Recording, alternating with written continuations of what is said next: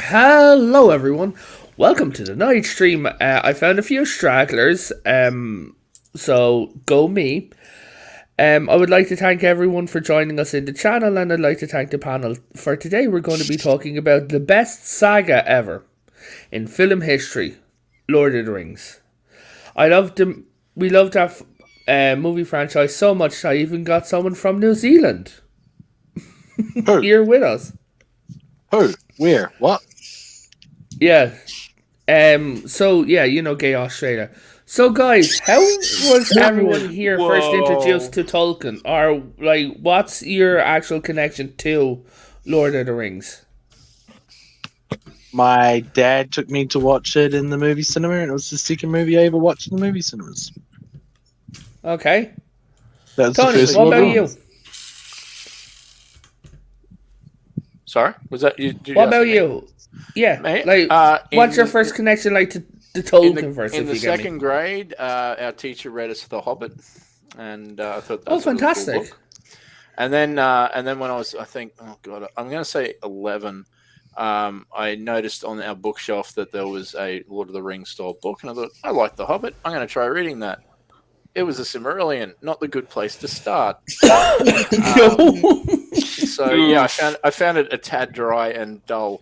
But then eventually, for had to go those of you who are just connected to the movies, the Silmarillion is essentially the appendix Bible and the of Encyclopedia Britannica all rolled into one, and twice as complicated.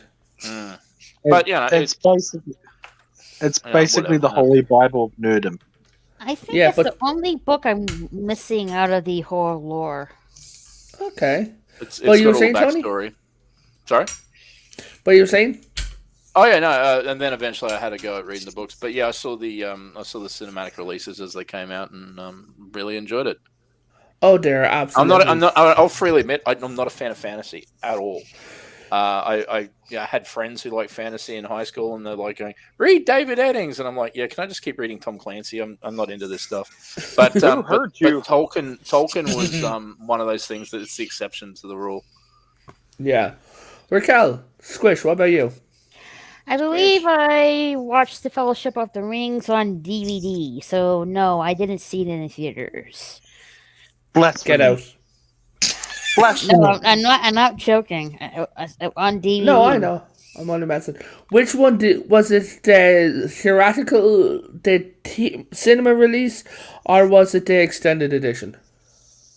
I think it was the theater release. Have you ever seen the extended edition? Yes, I have. Oh, thank God. It's the only way to watch it. What you were saying?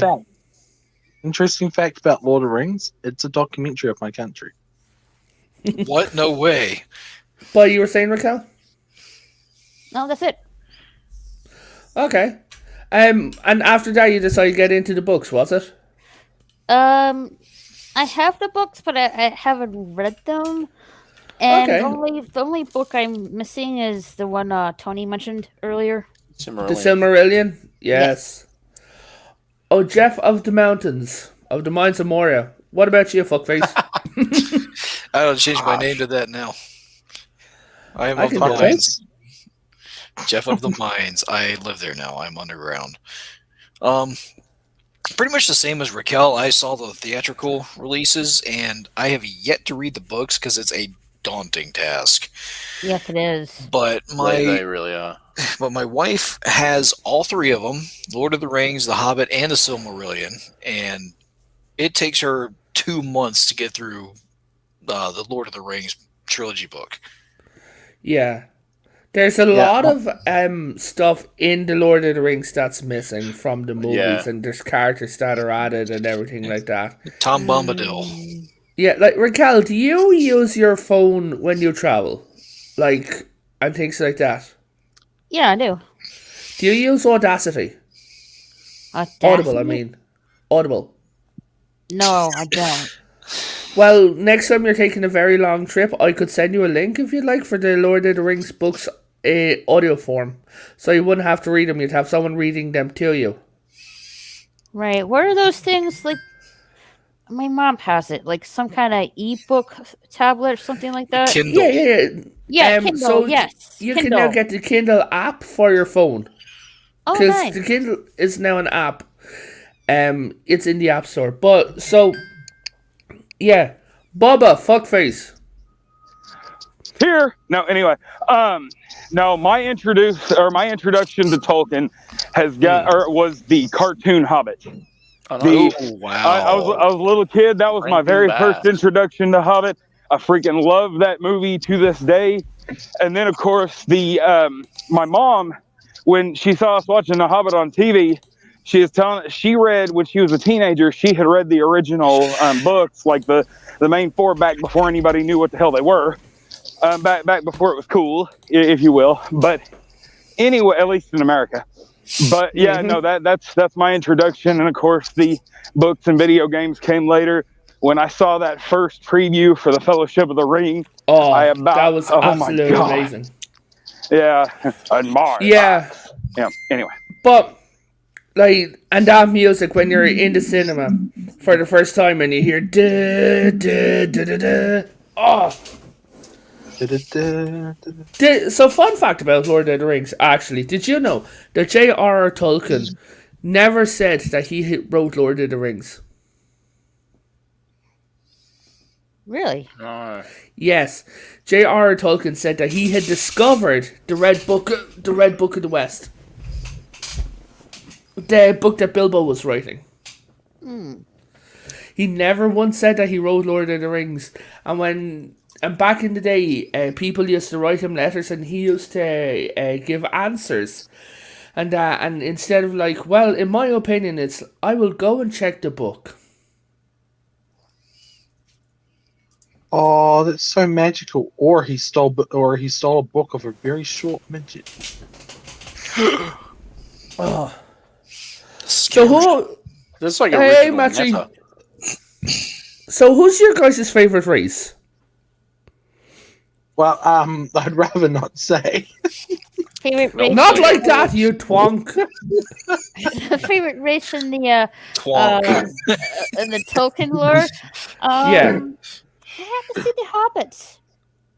The Hobbits are actually an analogy for the everyman, because J.R.R. Tolkien did believe that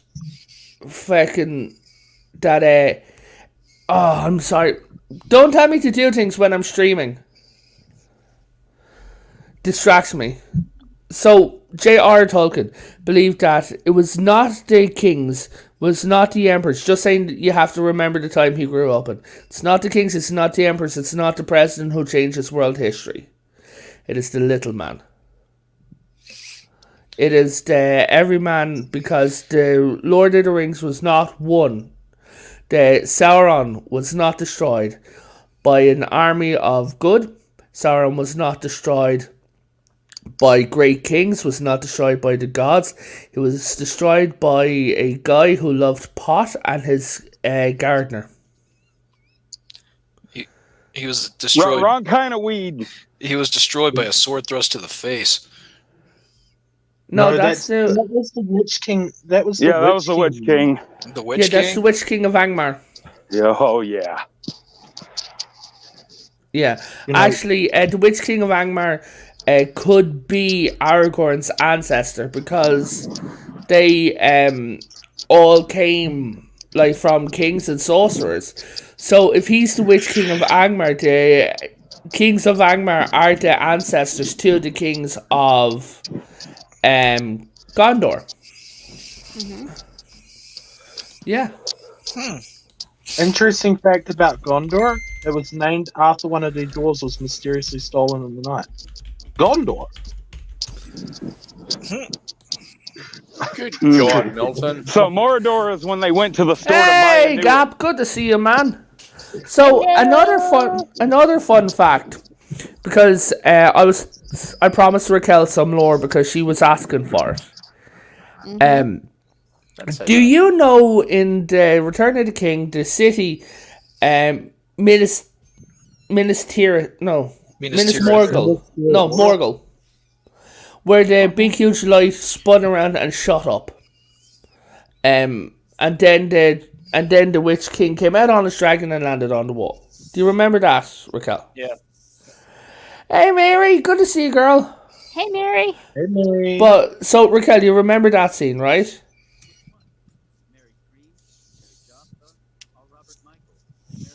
Hello? Oh, she's Guy- dead. What? I'm sorry. My stupid Siri activated on my computer. So you remember the scene in The Return of the King where Frodo was walking up to the bridge, he was getting drawn, then they pulled him over to the side. The army starts walking now, the beam hits the sky, and the Witch King comes out on his dragon. Yes. The Nazgul are not dragons. Was that when they were right near the Black Steel? Yes. So that city, I forget its actual name, but that city is actually the twin city of Minas Tirith. I think it was like Minas Ophrei or something like that. But if Minas Tirith's name meant like the city of stone, that meant the city of rock. And then when Sauron took the Black Lands of Mordor, they also had taken Minas Tirith. Sorry, Minas Morgul. And that is where the Witch King is ruling from. Is that the same Black Lands where they did the whole volcano thing in the Rings of Power? Not to spoil it. I'm sorry, why you're breaking up?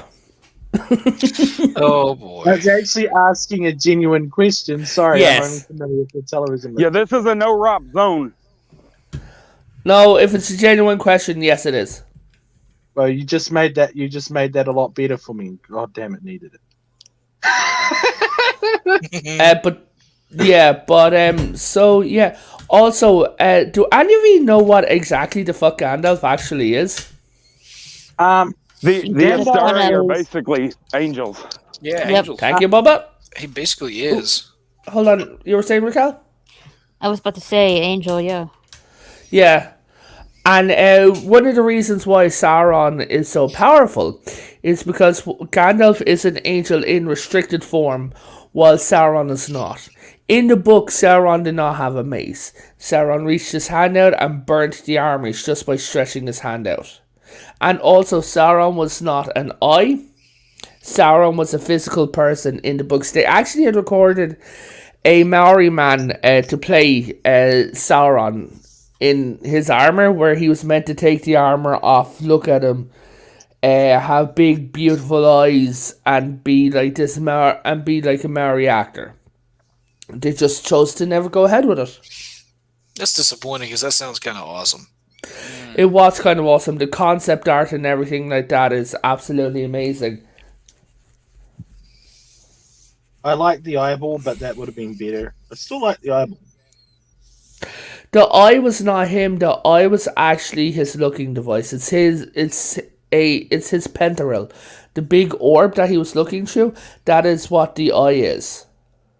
Oh my god, that movie makes so much more common sense now because like stuff like that actually makes common sense because I know J.R. Tolkien did a lot of realism with a lot of magical crafts. He was actually known in the occult community a little bit, but I'll get into that on another day.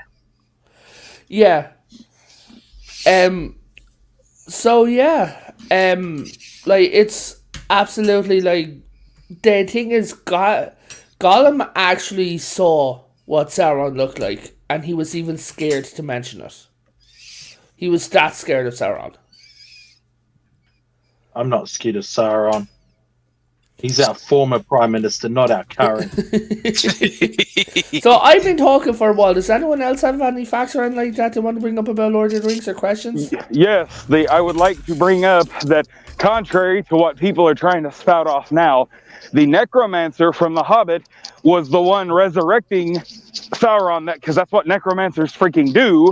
He was not Sauron himself. Yeah, actually, that is correct. And that was actually relatively clear in The Hobbit. Like, I don't know why there was actual confusion there, and I just have to think that because one of Sauron's nicknames while he was disembodied was the necromancer. But still, I don't know why it was confusing because Gandalf literally stated it wasn't Sauron. Well, Sauron was speaking through the necromancer, and that might be where the real life confusion is. But Yeah, but then here's my question: what was it then? Was it another corrupted Ishtari? no, I think the movies, the Hobbit trilogy, say what you will about them, this one part definitely, Saruman spells it out for us. He was just a very powerful sorcerer. Yeah, but because the Hobbit movie makes him into a physical shadow, do you get me? Like, he's not human, like he could be an Ishtari. Well, by the time he resurrects the spirit of Sauron, he probably doesn't have much of a body left. You saw what it did to the ring wraith. Uh-huh. Oh, also fun fact.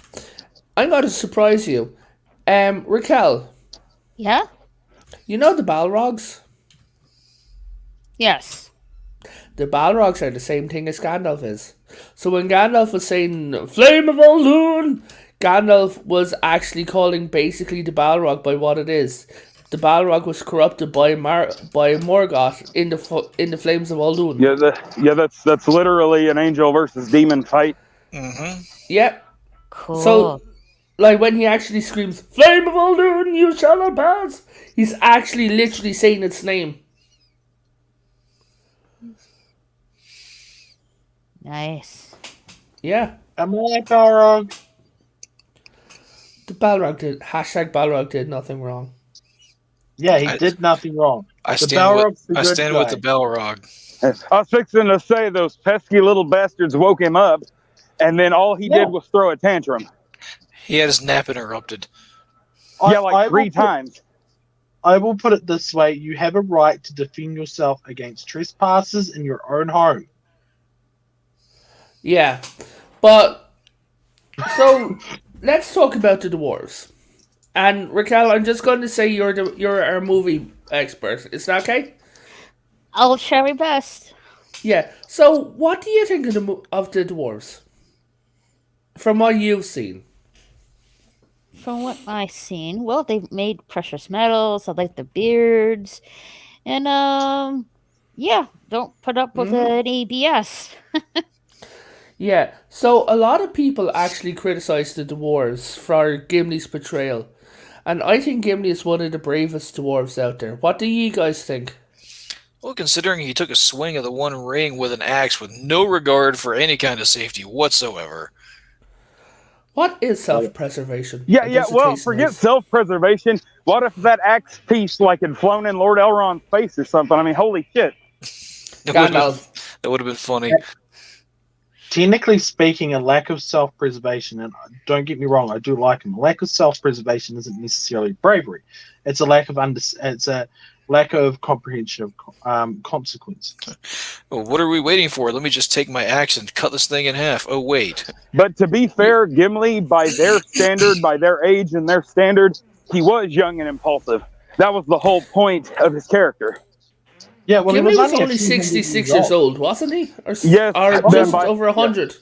No, he was over 100 because you become an adult in dwarf when you're 100. Yeah, well, and that's the whole point. He's still just an adult teenager by their standard, and so that's kind of like Frodo being in his 50s but still being considered young. Frodo was in his 50s. Weird. Yes, actually. So all the hobbits were in their 50s. The correct time between the time that Frodo got the ring at his 111th birthday to when he was in his 30s to when he left for Mordor was 20 years, which means that Gandalf had actually been searching for information on the ring for 20 years. He was looking for a long time.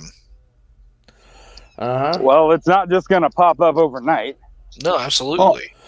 Interesting fact about Gandalf, and I think everybody here knows it. Gandalf doesn't technically have an age. Yes, Gandalf. So Gandalf is an Ishtari, which means that he is from before the universe. When Gandalf says how old he is, Gandalf is talking about his physical body, because Gandalf is not a physical being. Like, Makes sense. yeah.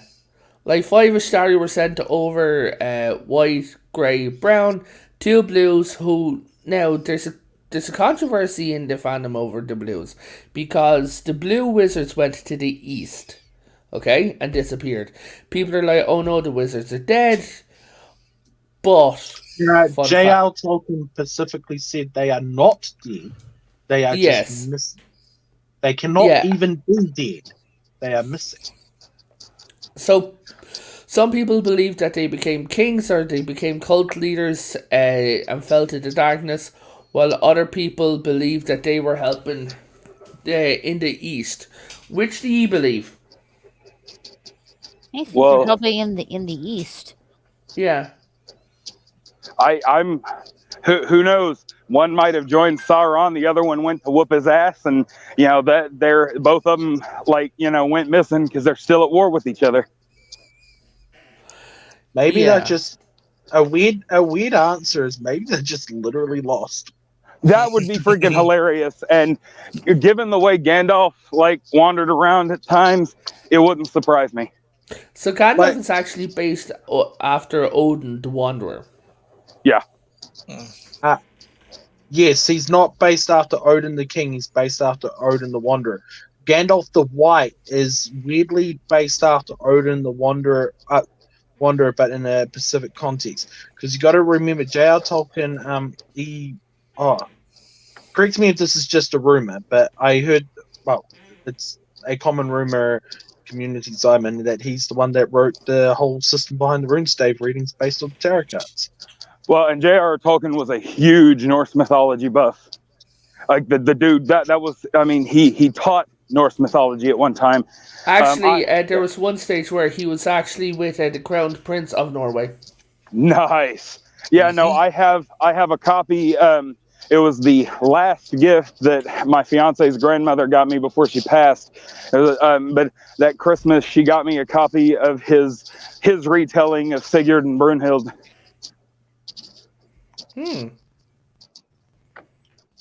Guess who else is into that kind of mythology? Robert Plant. You? I was fixing to say his name or his initials are AH, and we're not allowed to mention him live. That's right. Hey, Matchy. So, back to Lord of the Rings. Fun fact. Do any of you know the fun fact about Elrond's father? Yeah, Elrond's only half elf because his father got with a human. Yeah, but there's another thing about his dad that's actually quite interesting. His dad is the sun. Oh, yeah, okay. Yeah, his dad was father the and son are the sun and moon. You opened it up for that joke. Yeah. But no, I'm so glad I'm not into elven genealogy. Actually, that sounds really confusing. Elrond is actually Aragorn's 67 times great uncle. What the hell? Okay, yeah. but the point is that the lineage is so far spread apart that Aragorn and Arwen are no more related than I am to Britney Spears. Anyone on the panel? Yeah. Why Britney Spears? Why did you pick her? Is there something you want to talk to us about? No. You like Britney Spears? Are there Britney Spears posters all over your room? Not anymore. Damn. Hey Bones. Hey Bones. Do you like to dance to Britney Spears when you're alone? Jokes aside, I've always been more of a Christina Aguilera fan. You're gay. Anyway. Ouch. Yeah. So what do you guys think of the elves? Don't worry, sweet potato. I'll see you after the show. Ooh, kinky. But yeah. So guys, what do you guys think of the elves? A little gay. Which ones? Well, yeah, I was fixing to say that depends which faction of elves, which portrayal. The movies made them look really stuck up, where the books, they were singing, dancing, and playing. Now, are we talking like Elrond's elves or Thranduil or? Well, let's just talk about we'll go Elrond then Thranduil. What about the Rings of Power? We don't talk about that show. Yep, no, don't mention it. Oh no, he's talking about the actual artifacts from the lore. I was talking about this show. It's a really good show. Okay. I was trying to give you the haven't benefit watched of the doubt. Nope. But guys, I'm not going to piss on Milton because he actually does like the show. So I'm not going to. I don't want us to piss on Milton either. But Milton, what about what are the elves like in the Rings of Power? The elves in the Rings of Power are a mixture between one of them's really psychopathic. Some of them are a mixture of they don't understand what the hell's going on. And you have to talk about individuals and how they do it because it's really weird. It's like no actual trait. And yeah, it's a mixture of psychopathic, completely oblivious, and for some reason they have a complete disregard of other people because time moves differently. It's like time would move exactly the freaking same. The elves don't make sense in it. Okay, so it's not that. It's they're so old, their perception of time changes. Which means that for an elf, the entirety of the Lord of the Rings took place over an elven weekend. That would make sense, even though it took, 13 months each round with the hobbits? Each elven year is 1,000 years long. But still, not seeing your friend in 20 years is a bit of a dick move. Yeah. I don't care what your perspective is. So that was after the first, our second Kilnslaying, where the elves actually attacked and killed the other elves. Now there were other elven kingdoms, but by the time of the Third Age in Lord of the Rings, most of the elves who were in Middle Earth were all descendants of the rebels. So they got forgiven by the gods, the Valar, and they then decided to head back to their homeland to be with their own kind. Yay! Yay! Everyone resists from making the joke. What joke was that, Potato? Can you describe it to us? Yes, I will after stream. Actually, please do, because I don't know what joke it was. I was being a little sarcastic. So the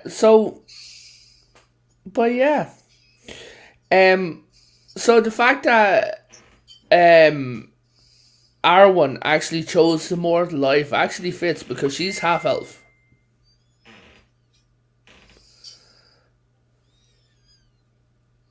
If you were an elf, though, would you choose to be mortal, or would you choose to live like a long life? No, I'd choose to be immortal. I'd then go and I'd deny Raquel for like all her life and just be standing there and it's just like, haha, I'm watching you grow old, and she's like, stop eating my snacks, and I'm like, no. Harsh. It's just she. All you see is Raquel just show up one day dressed in battle armor, and I'm like, hey there, what you doing there, buddy? She's standing there with an axe in her hand. Actually, I would use a born arrow and aim at your skull. I was going to say, wait until you're like in your, wait till you're like in your 90s and be like, yo, you might think you're living longer than me, but I'm taking you with me. Yeah. Mm-hmm. Yeah. I would just look with a smug smile and go, I just get reborn. Okay, so let's first of all, to answer an earlier question, my favorite race has got to be the Dunedain. Whatever one is. The Rangers. Yep. Please explain for those who don't know what the Dunedain are. Well, they're a weird hybrid, race of man that lives a lot longer than men, but not nearly as long as elves. No, they're the descendants of the kingdom of Numenor. The ancient people, yes. Yeah, where the kingdom of Numenor used to live for 1,000 years, Now they live for hundreds. But either way, the fact that George R.R. Martin thinks that Jaime Lannister could beat Aragorn is the biggest embarrassment I've ever seen in my life. George R.R. Martin just needs to work on finishing Winds of Winter. George R.R. Martin needs to keep out of other franchises. Let's be honest. Yeah, because Lannister, even at full power, doesn't stand a snowball's chance in hell. So, you know. He's missing his hand. I'm going to show an image here for Raquel. All right. It's loading for me. Lord of the Rings is animals. That's cute. Aww. It absolutely is. But Jeff, what about you? What about your favorite animal? What about your favorite races? My favorite animal is definitely the Oliphant. Yes. That's what the elephant is called. The elephant. It's an elephant, yeah. Oh gosh, I'm gonna CC. I'm gonna have to agree with Bubba, the Dunedain, or the favorite race here. Well, Jeff, let's be honest. You kind of look like a Dunedain. I'm related to the Irish Dunedain, but that's a different story. I'm actually. Hey, Insanity! I'm actually descended from the kings, their kings. Ha ha ha! Yeah, hail Qualland! But so here's the thing about the Dunedain. The Dunedain are descended from the Numenorians, and when they're talking, it's like the blood of Numenor runs thick through the stewards. It's because essentially they're inbreeding, because there's not that many Numenorian blood left in Gondor. If you want pure Numenorian blood, you're going to go to the Dunedain. And after Lord of the Rings, Aragorn actually became the chief of the Dunedain, king of Gondor, a king of Angmar, and became the High King of Men because he was the king over Rohan. He was a descendant of Isildur too, I think, right? Yes, he was. I mean, he lived Aragorn, I think, lived to 210 years? About that, yeah. Does anyone here actually know Aragorn's name after he became the king? I can't pronounce it. Elissir. Okay, that makes sense. Yeah. So, Raquel, what do you think of the lore so far from what we're saying? I'm loving it. Ba-da-ba-ba-ba. Now I have the special UK edition that has The Hobbit and all 3 Lord of the Rings books in it in one. Oh, good. Yeah. I import a lot of books from over there. Because they're the only country who can read. I get it. Oh yeah. Obviously, because I'm importing from their country, so yeah, I can't read. Actually, fun fact: there is a store in it's a bookstore where they're charging like $900,000 for this copy. It is a copy of King Haakon the Ninth from his personal collection, the King of Norway, where J.R.R. Tolkien had wrote, "To my dearest friend Haakon the Ninth, I wish you well on this eve of your 60th birthday. I've been given great thoughts to some of the ideas that you told me, but here is a copy of Lord of the Rings for you." That's really kick-ass. That's pretty awesome. Yeah. And his son, the thing is, Haakon the Ninth, his son, because he passed away and Haakon the 10th took over. And this man was absolutely badass. He defeated the Germans in World War II, because when all the other royals went into hiding, he went into hiding. His dad passed away. And he turned around and he's like, enough is enough. Because he was a constitutional monarch, but he still said enough is enough. I'm going to lead my men back into my country. And he showed up with the Norwegian army behind his back and kicked the Germans out. Yep. Kicked them back to Deutschland. Yes. So, oh, go ahead. No, it's like someone on the panel weaving a basket. It sounds like it. I think Bubba is working, but yeah, his audio's not too distracting, so we don't mind. No, Bubba, you don't have to mute. It's not distracting at all. Sorry, I was going to ask a question, and then that's ahead. the only reason why I was unmuted. Okay, so given who Tolkien's friends were, now he actually started writing, his books before he knew any of these people. But given the fact that he was friends with C.S. Lewis and other prominent authors of the time, and Clark people, and that. Yeah, people that created what we know today as sci-fi and fantasy both. How much influence do you think all these men and women had on each other? Shout out to C.S. Lewis for keeping J.R.R. Tolkien from killing, I think it was Mary, wasn't it? Yeah. Yes, it was. I mean, there's C.S. Lewis's influence right there. Oh, here's the thing. Did you know that that Tolkien and C.S. Lewis did not like each other's books? No, but they liked each other, and that went a long way. Oh, yeah, no, I mean, like, they're best friends, but I'm just talking, like, story-wise. They didn't like each other's books. Like, Tolkien actually did not like the fact that he straight up made, Aslan. Yeah. Jesus. Yeah, he did. He felt like the religion was a little too on the nose. Yeah. And, yeah. C.S. Lewis had a problem with Tolkien's politics, like his geopolitics in all of, where it came to the gods, the kingdoms, everything. Well, the thing is, while C.S. Lewis was okay with the rise of the republics and the independence after the empires fell, C.S. Lewis was actually a devout monarchist. Tolkien was actually a devout monarchist. He believed in the power and the prestige of the crown.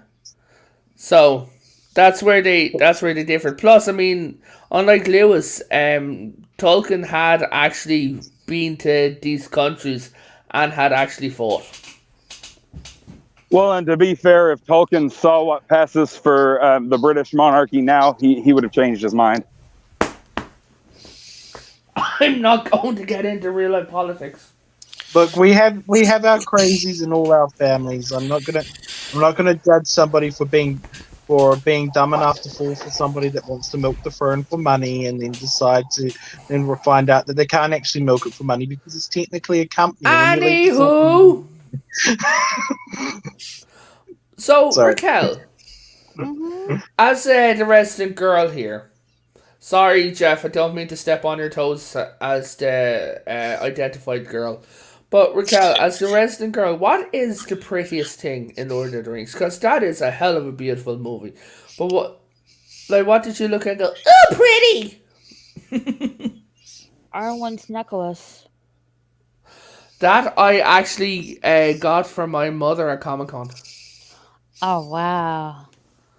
Yeah, it cost me like €60. And it's made out of like steel and glass. But it's painted, it's screen accurate, and it is absolutely beautiful. I actually saw a guy giving his fiance one worth €590 because he bought it from beside me. Well, for that €60, you could have had a doctor insert a personality inside your brain. I've got a brain? You know he's Irish. Irish people. You know he's Irish. Irish people are known for not having a sense of humor, not liking jokes. I'm Irish. And being highly efficient with their train networks and things. And we're not. Oh, hang on. No, that's Germans. They're packed books, but a great read. They are absolutely. They are. So for people who have read the books, do you think Tom Bombadil should have been added to the movie? Yes. What about you, Jeff? I'm all for as much of the lore from a book being put into a movie as there can be, and considering that a movie based on just the original 3 books would have been like 5 years in length, I'm okay with Tom Bombadil not being in there, but I think he should have been. If they made an accurate Lord of the Rings series, and I'm not talking about Rings of Power, I'm talking about like from the books of Lord of the Rings, if you get me, right? Gosh. No. I'm talking Can you imagine how long those movies would be? No, TV series. Can you imagine how long that TV series would be, though? 20 hours a season and do 10 seasons. Just saying. Okay, jokes aside, if they were to get through just the main 4 books, it would probably take 3 seasons per book, 12 episodes per season. Yeah, it'd be a... hang on, that wouldn't get past the laws and politics. Oh, gosh. Oh, no, you still have to skip a few things. You're still going to have to condense things. I'm talking about a bare minimum here. Yeah. I mean, the Silmarillion by itself would be 3 seasons long. I don't think you should actually do the Silmarillion, because the Silmarillion isn't more of a story. The Silmarillion is more of an appendix. It's more of an explain. Yeah, but you know Tolkien was all about the details. Oh, of course. Hell yeah. Lord above he was, yes. Well, a weird thing about J.R. Tolkien that troubled him throughout his life was because the orcs were evil, but what troubled him is why they were evil and how they could be redeemable, because he himself did not know why they were evil, because he obviously didn't look at that part in creating the world in his head, because when people create a world in their head, they actually create a world. Yeah. In some cases, he could never work out why they were like that, and that actually troubled him to his dying day. He had multiple reasons for it, but none of them satisfied him, including the slavery. And I know there's a song by The Whip, and it's like a really good song, but because them being slaves in themselves wouldn't answer at all, because they could run away. Why didn't they run away? Was it just because Sauron was too powerful? Well, he's not powerful in some places, and they are in some of those places. Not all the orcs even belong to Sauron. Then you got groups of orcs that are called goblins that live underground that have very little to nothing to do with the whole Sauron's forces things. And yeah, the goblins are actually mountain orcs, while the Uruk-hai are like man orcs, bigger, stronger, like elite orcs, and the orcs that we see are like forest orcs. Well, and technically speaking, neither Smaug nor the Balrog, just Smaug. 2 examples. The point is just those 2 examples. Neither of them had anything to do with Sauron. They were just forces of evil at work in Middle-earth. They all had more to do with Morgoth than Sauron. Well, Sauron's basically like one of the big paladins of Morgoth, if you want to get technical. Use some D&D terms. Oh, D&D terms now. Ooh. Tabletop, here we come. Woohoo! Mm-hmm. We should all do a D&D game together and make Potato Ribbon. No, not with the way Wizards is acting here lately. Dibs on Hunter Ranger. We should all do a D&D game where it's essentially us trying to get Raquel back in time for dinner. I had never played a D&D game before in my life. Oh, you're missing out. Me neither. I didn't have enough friends growing up. I loosely played one game, and I sort of almost figured out how to play a sorcerer, and sorcerers are the best thing ever. The one time I played D&D, I kept rolling really low numbers in really critical situations, so I absolutely sucked. I nearly got everybody killed over 100 times. It was fun. So anyway, back to the Lord of the Rings. Lord of the Rings D&D.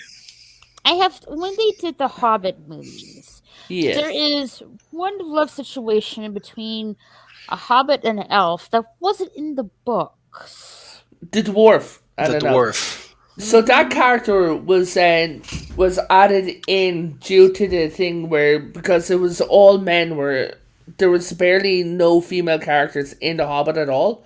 Right. So they added in a female character, and just to make Fili's death more poignant and sadder is that they actually had her fall in love.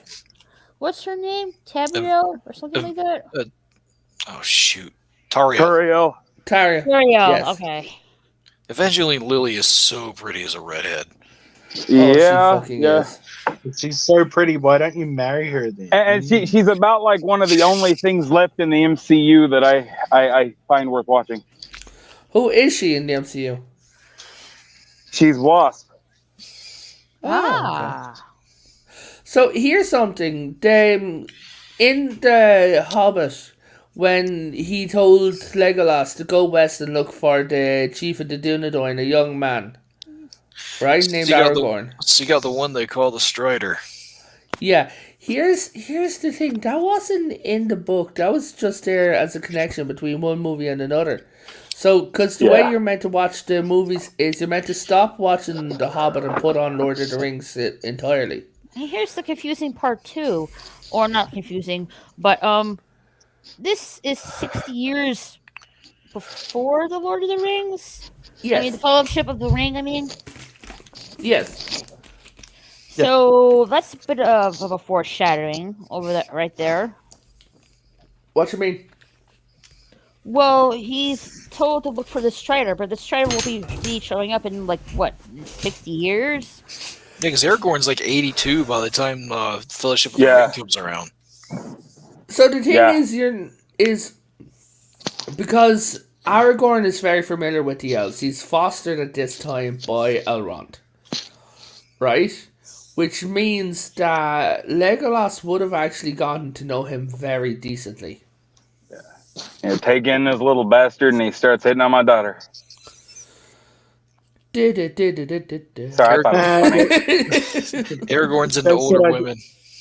That's what I did to Master Lawrence. I ended up marrying her.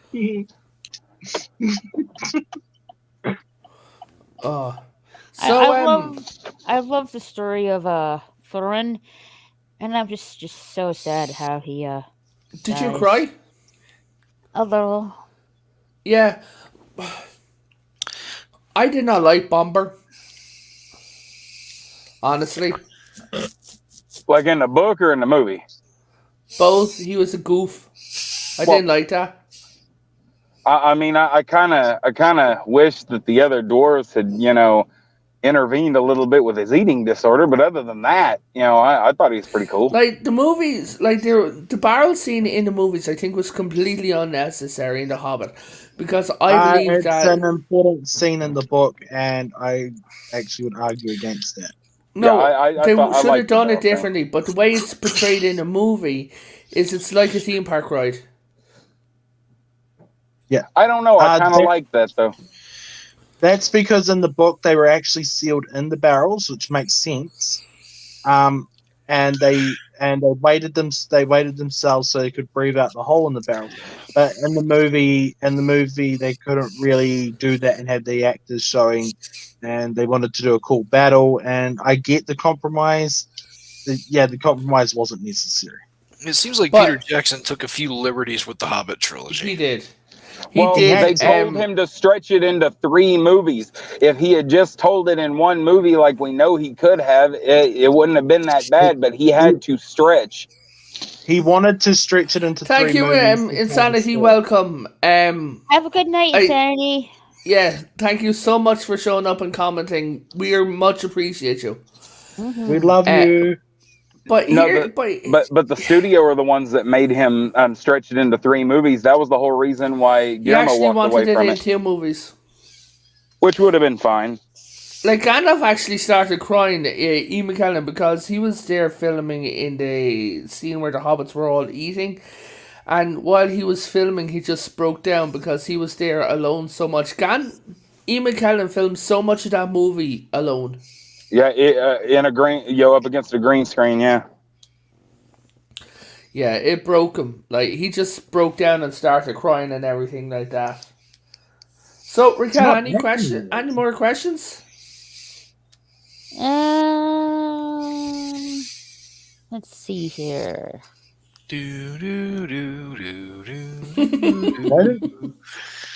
Nothing I can think of at the moment.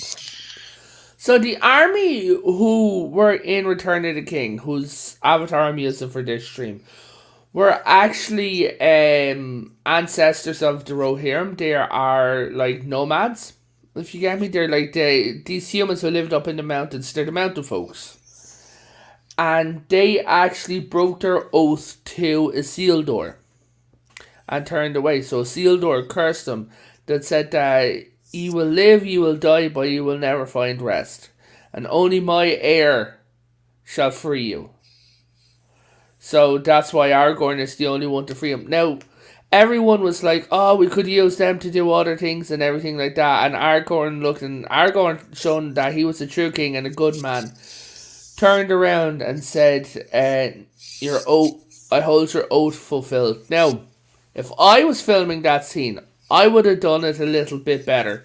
You know the way that they're all skeletons? Mm-hmm. Yep. I would have had them turn back into being, like, looking like proper people, then turning white and, like, fading away into dust, or, like, just fading away into light, but going up, when they fade away, you actually hear, like, an orchestra playing, and the sound of people cheering for them going back. And when they turn around and you see Gimli turns around and he goes, Did any of you smell pork? And Legolas has a smile on his face and he goes, I think that we felt the power of the Valar. Interesting. I don't know. There'd always be that one guy in the back that starts coughing. He's like, I got an undead soldier in my lungs. You know. Mm-hmm. Just saying. Oh, that would be so funny if that happened. My cousin broke me after Infinity War, right? Because he turned around and he said, hey, look, it's like, what? He goes, pregnant women after the snap, put a load of porridges in the mouth and starts coughing it out.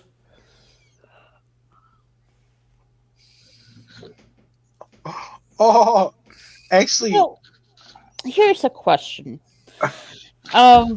There's other rings instead of like all one ring.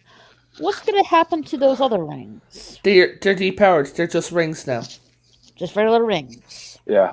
Once Sauron had the final ring commissioned and bound them all to it, the source of their power came from that one ring. So without that ring, they're just paperweights. Yeah, they're powerless at that point. That's one theory. That is actually an ongoing controversy amongst a lot of the American fans. That's I've seen people argue that like 8 different directions. Oh, people argue about absolutely everything. The rings were powered the light of the Valar from the great tree during the battle between good and evil. The rings did not shine with the power of good or evil. They shined with a pure power above that. All the rings did individually. Sauron had a ring to bind them together, but he didn't have a ring to bind the power because that was beyond being bound itself. So if the rings literally contained that, like all the Mithril does, there'd be no possible way to actually take away their power. No, he didn't take their power away, but what he actually did was he put a enchantment on the ring that the wearer would get corrupted and he would know where the wearer is. That's why he sent people to look for the ring in the Hobbit. He took the ring from the Dwarven King. He wanted Gandalf's ring. He got Saruman's ring. He got all the Nazgul's rings. But the thing is, he had the 3 rings, and one of the things is, when Galadriel was showing her true strength, to fight Sauron, she actually put the ring on so he could see her as she is, and threaten him. Mm-hmm. No, wait a minute here. He put a curse on the ring that anywhere where the ring would be corrupted. Does it mean that he corrupted himself as well? He is corrupted. He's already corrupted. He was already corrupted. He was, he was literally the champion on Middle Earth. He was the champion of Morgoth. Like he was essentially he's the champion of the devil. Yeah. Hang on. Gandalf was never corrupted, right? No. But Gandalf was a ring bearer. Yes, he was. He bared the most powerful ring of them all, because Gandalf was the most powerful person there, because he had the ring of power itself. Yeah, thank you, Mary. Later, Mary. So Gandalf's ring was not forged when the other rings were. Gandalf's ring was forged directly by the Valar. So his ring was not influenced by Sauron. He was still a ring bearer. He was, but Sauron only had influence over the 16 rings, while Gandalf's ring was like the 17th. He had no influence over it. I was just curious. Yeah. Like, Raquel, say for talk's sake that you put the ring on you. Like, I come up and I'm like, oh, Queen Raquel, here's a ring for you. Right? You put the ring on you. You start ruling for a long time. You start living longer. You start feeling better about yourself. But the thing is, then slowly and over time, the worst traits that you hate about yourself, the traits that you're even scared even exist, start coming to fruition. So you then, by the time I've now corrupted you, you're a cruel tyrant that's 100% like just bound to me, and I click my fingers and your body ceases to exist. And you become a ring wraith. That's how it happened. What if you view your worst traits about yourself as being kind and caring and stuff like that? Do you get like corrupted, but it makes you better? No, it's the evil traits. But guys, we have 4 minutes left. We're just going to wrap it up. Raquel, you want to chill? Yes. I'm Raquel. I do hangouts and also art hangouts. Everyone can join in and do some art while hanging out with me. I have a gaming channel. I'm currently playing Gotham Knights. I'm taking a bit of maybe tomorrow I'll be playing more of it. But I'll be taking a little bit of a break next week due to personal reasons. But I'll be back the following week after that. We'll miss you. I know. I'll miss you more Jeff. than anybody else. Yeah. Me and You want to show this crap? Not particularly, because I have none to shill. But once I get a fresh hard drive for my PS4, you may or may not see me hanging out with some Elder Scrolls Online stuff. Fantastic. So you're joining me and Raquel then? Possibly. As soon as I get good at it. Fuck yeah. I have to mention, I forgot to mention, maybe a Monday or Tuesday, I might do the Santa Claus review, episode 1 and 2. Maybe a Monday or Tuesday, I don't know, but I'll let you know, you guys, for a more concrete time. Okay, day. Yep. Those were good Milton, episodes. Yes. Would you like to talk about yourself? I'm a great person and everybody loves me. What about your YouTube I got a channel I do nothing with at the moment, but probably going to do some stuff with it over winter when it cools down here. Tony, we summoned me. Sorry. Yep. You want to shield yourself? Sure. I mean, I've been pretty quiet this entire stream. Hey, you're still here, and I appreciate it.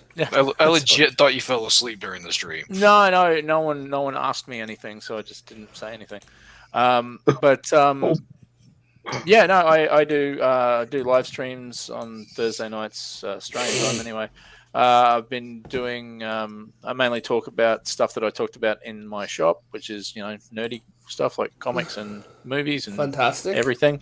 And I'm currently on Tuesdays doing a rewatch of the Flash TV series from 1990. So yeah. Oh, nice.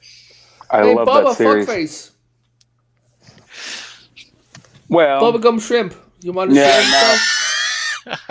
Yeah, fair enough. Anyway, now, jokes aside, I haven't got my channel up and going yet. That is coming soon. Not a real timeline on it yet, but it is in the works. Until then, you can find me on Twitter, arguing with people, having a good time, geeking out about stuff. I'm Geek Hero Bubba just about everywhere you can find me.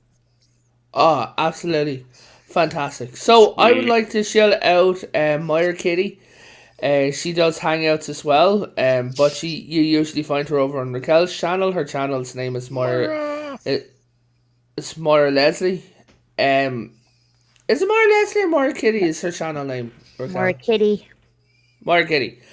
Then go and check out for 15 Guard. He does retro stuff. He actually recently got a PlayStation 5, so he'll be doing newer stuff. And on February the 10th, me, Raquel, and anyone with a PS4 are going to be streaming fucking Harry Potter.